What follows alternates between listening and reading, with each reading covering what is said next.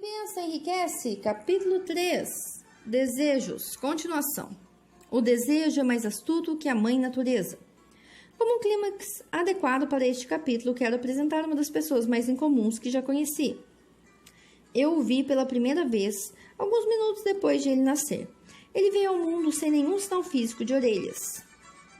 Quando pressionado para emitir uma opinião, o médico concluiu que a criança poderia ser surda e muda para sempre. Eu contestei a opinião do médico. Tinha esse direito. Eu era o pai da criança. Também cheguei a uma decisão, mas expressei minha opinião silenciosamente no sigilo do meu coração. Em minha mente eu sabia que meu filho ia falar e ouvir. Como? Tinha certeza de que havia um jeito e sabia que o encontraria. Pensei nas palavras do imortal Emerson. Abre aspas. Todo o curso das coisas vai nos ensinar a fé. Só precisamos obedecer. Existe orientação para cada um de nós. Escutando com humildade, ouviremos a palavra certa. Fecha aspas. A palavra certa? Desejo. Mais que qualquer outra coisa. Desejei que meu filho não fosse surdo e incapaz de falar. E desse desejo nunca me afastei nem por um segundo. O que eu poderia fazer em relação a isso? De algum jeito, encontraria um caminho para transplantar para a mente daquela criança meu desejo por maneiras de transmitir o som para seu cérebro sem ajuda de orelhas. Assim que a criança crescesse o suficiente para cooperar, eu encheria sua mente tão completamente com desejo ardente de ouvir que a natureza traduziria esse desejo em realidade física por métodos próprios.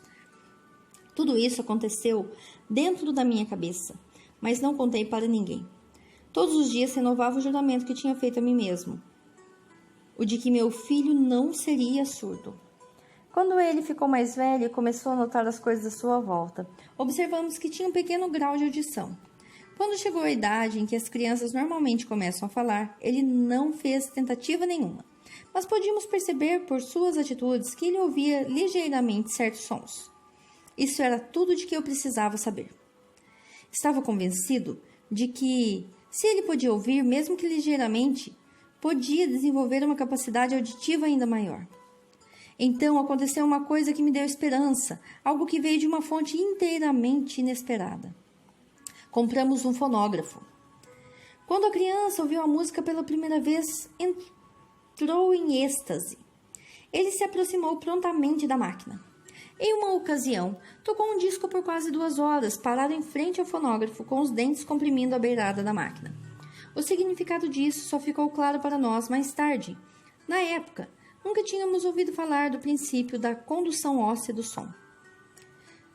Pouco depois de ele ter se apropriado do fonógrafo, descobri que ele podia me ouvir claramente quando eu falava com os lábios tocando o seu osso mastoide na base do crânio. Determinado de que ele podia ouvir o som da minha voz, comecei imediatamente a transferir para sua mente o desejo de ouvir e falar. Quando descobri que meu filho gostava de ouvir histórias antes de dormir, comecei a criar histórias destinadas a desenvolver nele autoconfiança, imaginação e um forte desejo de ouvir. Havia um enredo em particular que eu enfatizava muitas vezes. Cada vez que contava, dava a ele uma nova e dramática coloração.